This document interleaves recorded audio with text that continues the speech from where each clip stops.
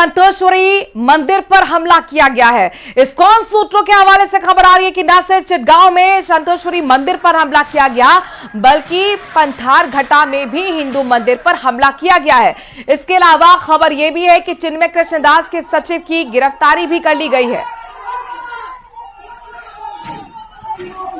बांग्लादेश में लगातार हिंदुओं पर हमला हो रहा है, मंदिरों पर हमला हो रहा है। हिंदू संत की गिरफ्तारी के बाद अब ये चिटगांव की तस्वीरें, जहां पर संतोषपुरी मंदिर पर भी हमला हुआ है, तस्वीरें आपके सामने। इस्कॉन सूत्रों के हवाले से खबर मिल रही है कि न सिर्फ चिटगांव में संतोषपुरी मंदिर पर हमला किया है, बल्कि पंथार घाटा में भी हिंदू मंदिर को निशाना बनाया गया है। इसके अलावा खबर यह भी कि चिन्मय कृष्णदास के सचिव की भी गिरफ्तारी हो चुकी है। इससे पहले चिन्मय की गिरफ्तारी हुई, अब उनके सचिव की भी गिरफ्तारी कर ली गई है। लगातार इसके को लेकर हिंदुओं में गुस्सा है। हिंदू संगठन लगातार कड़ी कार्रवाई की मांग कर रहे हैं। भारत सरकार ने भी कड़ी निंदा की है इस तरह की घटनाओं की और कहा है कि हिंदुओं की सुरक्षा करना, अपने नागरिकों की सुरक्षा करना, ये बांग्लादेश सरकार की जिम्मेदारी है। सुनिश्चित किया जाए उनकी सुरक्षा को, लेकिन बावजूद इसके देखिए किस तरीके से वहां पर लगातार अल्पसंख्यक हिंदुओं पर हमला किया जा रहा है। बांग्लादेश के चिटगांव की तस्वीरें, संतोषपुरी मंदिर पर भी हमला हुआ है। तो बांग्लादेश में हिंदुओं की सुरक्षा के लिए भारत सरकार ने बांग्लादेश की सरकार को दो टूक कहा दिया कि बांग्लादेश में अल्पसंख्यकों की आजादी और सुरक्षा को सुनिश्चित करना वहां की सरकार की जिम्मेदारी है। लोकसभा में एक सवाल के जवाब में विदेश मंत्री एस जयशंकर ने लिखित जवाब दिया है और कहा है कि सरकार ने बांग्लादेश में हिंदुओं और दूसरे अल्पसंख्यकों के साथ हुई हिंसा और साथ ही मंदिरों, धार्मिक स्थलों पर हुए हमलों को गंभीरता से लिया है और बांग्लादेश सरकार के साथ अपनी चिंताओं को साझा भी किया है। कहा कि ढाका में भारतीय उच्चायोग बांग्लादेश में अल्पसंख्यक से जुड़े हालात पर बारीकी से निगरानी रख रहा है। उन्होंने बांग्लादेश की सरकार को कहा कि बांग्लादेश के सभी नागरिकों, जिनमें अल्पसंख्यक भी शामिल हैं, उनके जीवन और स्वतंत्रता की सुरक्षा की प्राथमिक जिम्मेदारी बांग्लादेश सरकार की ही है। बांग्लादेश के हालात पर विदेश मंत्रालय की ओर से अलग से बयान भी जारी किया गया। कहा गया कि हिंदुओं की सुरक्षा सुनिश्चित करने के लिए सभी कदम उठाए गए हैं। वहीं बांग्लादेश में इस्कॉन मंदिर के चिन्मय दास की गिरफ्तारी को लेकर ढाका से लेकर दिल्ली तक प्रदर्शन किए जा रहे हैं।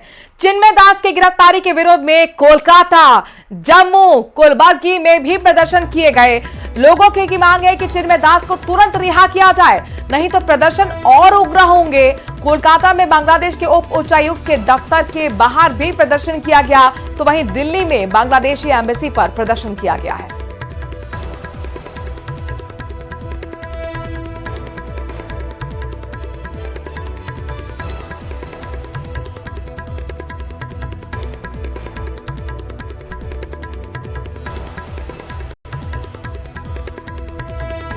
सरकार से हमारा निवेदन है, समस्त कूटनीतिक राजनीतिक संसाधनों का प्रयोग करें, वहां की सरकार को मजबूर करें हिंदुओं पर होने वाले अत्याचार रोके। हम यूएनओ से निवेदन करेंगे। यूएनओ डिफंक्ट बन गया है, पूर्ण तौर पर अस्तित्वहीन हो गया है। जिम्मेदारी उनकी बनती है। वहां मानवाधिकारों का जो हनन हो रहा है, वहां अल्पसंख्यकों पर जो अत्याचार हो रहे हैं, उनको रोकने की जिम्मेदारी यूएनओ को है। चाहे पंथ अनेक हो, हम सब हिंदू एक हो। हम लोग बांग्लादेश को समझा रहे हैं, नहीं तो फिर अपने ढंग से समझाएंगे। अभी समझा रहे हैं, अभी राजनेता भी हमारे समझा रहे हैं। ऐसा उसको नहीं करना चाहिए कि आप सारे हिंदुओं को एक कीजिए, और हिंदू एक हो जाएगा तो आसुरी शक्तियाँ अपने आप प्रभावित हो जाएंगी, परास्त हो जाएंगी। बांग्लादेश धीरे धीरे करके जो एक प्रगति की राह पर था, आज वो जिहादी कट्टरपंथियों के हाथ की कठपुतली बन गया है। जिस तरह से बांग्लादेश में पहले प्रधानमंत्री को भगाया गया, सीजीआई के ऊपर आक्रमण किए गए और वहाँ पर प्रेसिडेंट के ऊपर भी वो जो दबाव बनाया जा रहा है, और अभी जो वर्तमान सरकार है उसकी भी कोई मान नहीं रहा, कुछ सुन नहीं रहा। अब सारा कुछ जो है ना जिहादी कट्टरपंथियों के कब्जे में बांग्लादेश जा गया है। ऐसा लग रहा है जैसे कि अब वो जो अफगानिस्तान की राह पर चल पड़ा है। बीजेपी के साथ साथ कांग्रेस ने भी बांग्लादेश में हिंदुओं के हालात पर चिंता जताई है और भारत सरकार से एक्शन की मांग की है। इस तरह से दुर्दशा वहाँ पे साधुओं की, संतों की हो रही है, ये हमारे लिए बहुत ही चिंताजनक है। लेकिन सबसे बड़ी बात ये है कि यहाँ पर इसको लेके कोई आंदोलन नहीं हो रहे, कोई ऑल आइज ऑन बांग्लादेश करके कोई सोशल मीडिया पे मूवमेंट नहीं हो रही है। तो ये भी चीज़ें जो है चिंताजनक है। और देखिए वो जब से आए हैं सत्ता में वो कितनी अशांति फैलाए हुए हैं। हम तो यही कह सकते हैं इस मुश्किल के टाइम पे बांग्लादेशियों के साथ में कि हम हैं। तुरंत बांग्लादेश का जो एम्बेसी का आदमी है उसको बुला के अच्छा तरीके से सबक सिखा देना चाहिए। एक भी बांग्लादेशी को जितना टाइम तक भारत का झंडा को इतना गलत तरीके से अपमान करते हुए जो पिक्चर आया उसके ऊपर माफी ना मांगे और एंटी इंडिया हमारी नेशनलिज्म, हमारी नेशनल फ्लैग के ऊपर जो अपमान हो रहा है बंद ना जितना टाइम तक होए उतना टाइम तक मैं एक भी पेशेंट को नहीं देखूंगा। आपको मालूम है कि ये तो बांग्लादेश की इंटरनल अफेयर माना जाता है, मतलब हमारी देश जो सॉवरेन देश है, अगर कोई हमारे देश के अंदर जो कुछ चल रहा है उसके बारे में टिप्पणी करने लगे तो हम बोलेंगे माइंड योर ओन बिजनेस। तो इसी बेसिस पे हम क्या बताएंगे बांग्लादेश को? हम चिंतित रहेंगे, हम बात करेंगे उनसे, हम बताएंगे कि क्या क्या करनी चाहिए। मेरे ख्याल में उनके जो हाईकोर्ट का जो अभी डिटर्मिनेशन है कि ये इस्कॉन की बैन का आइडिया बिल्कुल बुरा है, उसको आगे नहीं ले जाना है, ये सब अच्छी बात है।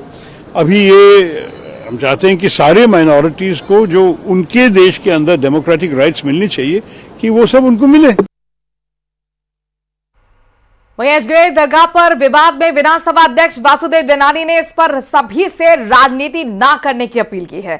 कहा कि फिलहाल कोर्ट ने 3 दरगाह के मामले में 3 संस्थानों को नोटिस जारी कर दिया है, यानी कि अजमेर दरगाह के मामले में जो पार्टीज हैं 3 पार्टीज उनको नोटिस जारी कर दिए गए हैं। उनसे इस विषय में जानकारी मांगी गई है जिसके आधार पर कोर्ट अपना फैसला देगा। इसका सभी को इंतजार करना चाहिए, न्यायालय के आदेशों की सभी को पालना करना चाहिए। दरगाह को लेकर के जो विषय चल रहा है उसमें कोर्ट ने संबंधित पार्टियों को नोटिस इशू किए हैं। उनके जवाब के आधार पर कोर्ट अपना निर्णय करेगी। सबको कोर्ट के निर्णयों का इंतज़ार भी करना चाहिए और सम्मान भी करना चाहिए, और जिसके आधार पर कोई भी व्यक्ति इस पे राजनीति न करे, क्योंकि यह देश और समाज के साथ जुड़ा हुआ विषय है।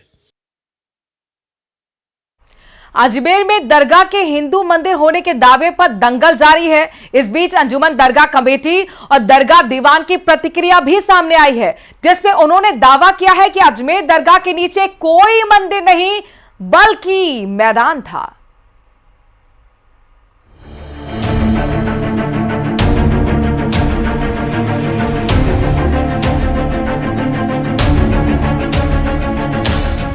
यूपी के संभल के बाद अजमेर दरगाह को लेकर भी दावों का दौर जारी है।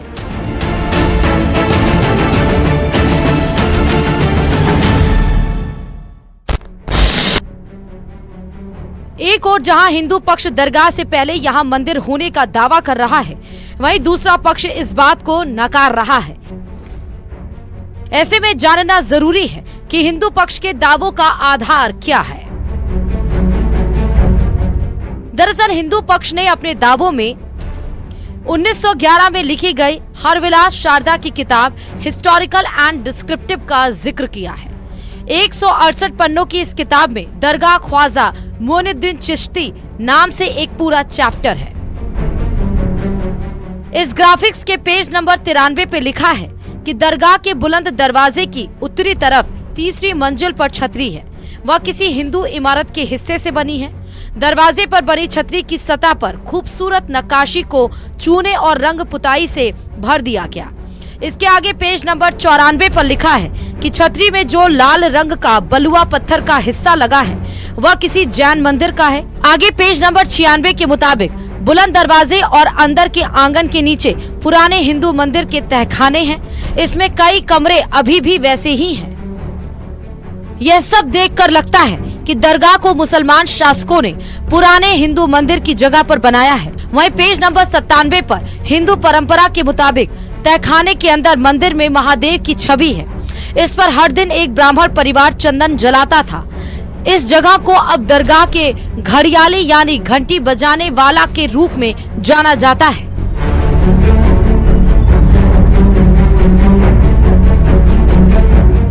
अब इस मामले को लेकर दरगाह दीवान जैनुअल आबेदीन ने प्रेस कॉन्फ्रेंस की, जिसमें उन्होंने दावा किया दरगाह के नीचे कोई मंदिर नहीं था, पहले यहाँ मैदान हुआ करता था। वहीं अंजुमन दरगाह कमेटी सचिव ने कहा कि किसी भी धार्मिक स्थान पर वाद लगा देना ठीक नहीं है। वर्शिप एक्ट हर जगह लागू होना चाहिए। कि उस जमाने में ये सब कच्चा था। जब गरीब नवाज रहमतुल्लाह तशरीफ लाए, उस जमाने में ये कच्चा मैदान था, उसके अंदर उनकी कब्र थी। अब साइकोलॉजी पॉइंट ऑफ व्यू से आप खुद अंदाजा लगा सकते हैं कि जहां पर कब्र होगी और वो भी कच्ची, 150 साल तक आपका मजार कच्चा रहा, बिल्कुल भी वहां कोई पक्का कंस्ट्रक्शन नहीं था, तो उसके नीचे टेम्पल कहां से आ गया भाई? अगर माहौल सही होगा तो प्लेसेस ऑफ वर्शिप एक्ट 91 को इम्प्लीमेंट करे कोर्ट, जो पार्लियामेंट से इनेक्ट हुआ है, ताकि ये रोज की चूहा बिल्ली की लड़ाइयाँ बंद हो। देश का सांप्रदायिक स्वाद खराब हो रहा है और देश की एनर्जी इन चीज़ों में वेस्ट हो रही है, जो कि रोजगार देने में और महंगाई कम करने में और देश को आगे बढ़ाने में होना चाहिए। दरअसल प्लेसेस ऑफ वर्शिप एक्ट 1991 में बनाया गया था, जिसके तहत 15 अगस्त 1947 तक जो धार्मिक स्थल जिस स्वरूप में था उसमें छेड़छाड़ पर रोक लगाई गई है और पूजा स्थलों के धर्मांतरण पर रोक का प्रावधान है।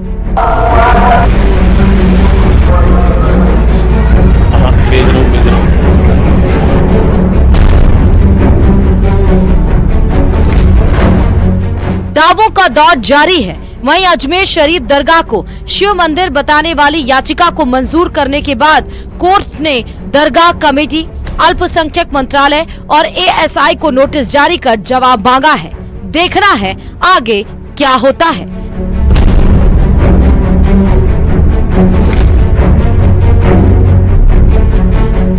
Bureau report, news 18।